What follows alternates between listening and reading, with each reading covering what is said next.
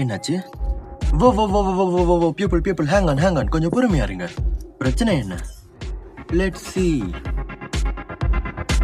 ஒரு வானர பாலகன், அப்புறம் அவன் கூட ஒரு விங்மேன்.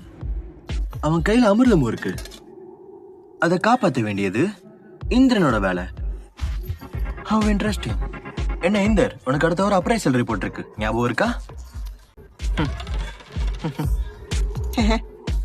சார் அது வந்து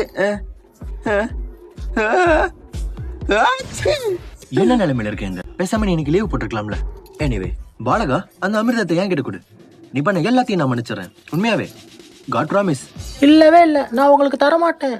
ஏன் முட்டாள் குழந்தை, சார் கிட்ட எப்படியா பேசுவ? சார் யாருன்னு தெரியுமா? இவர்தான் விஷ்ணு பகவான்.